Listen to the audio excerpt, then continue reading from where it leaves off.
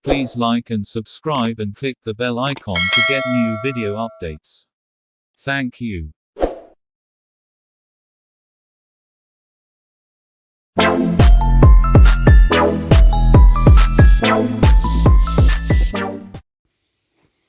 Eto guys, magluluto ako ng lechon belly. Yan, nakita nyo na yung sangkap niya. Linagyan ko siya ng bawang, sibuyas, paminta, asin, konting asukal, at saka konting 7-Up, at saka yung sa taas na yan, tanglad yan. Yan. Sa German Zitronengrass yan.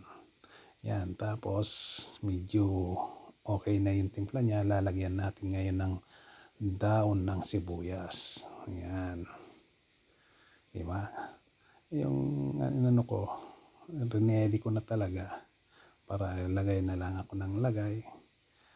Yan, masarap na yung amoy. Ngayon pa lang, masarap na yung amoy niya. Tapos ilalagay ko na yung pang lechon, tapos iro-rolyo ko na siya doon, tapos tataiin ko na, di ba, para ready to grill na siya. Yan, ganyan ba yung, ayan yung ano ko, bakal ko, at saka yung pantay ko. Ayan, rolyo natin, tatayin natin para hindi lumabas yung mga palaman sa loob. Diba? Pag pinay na, ready to grill na. Ito na ang labas. Yan, sarap. Diba? Mula-mula na.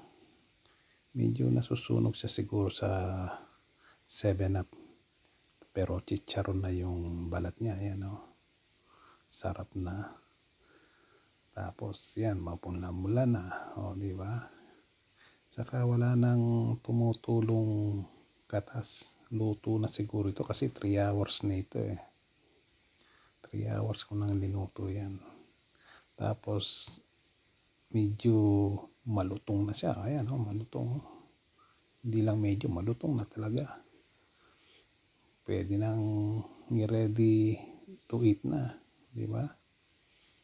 Yan.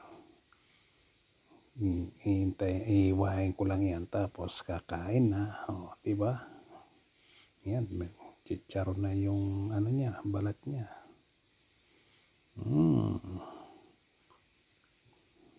Sarap. Ngayon pa lang lumulunok na ako sa laway ko. Tingnan natin kung masarap. Thank you for watching.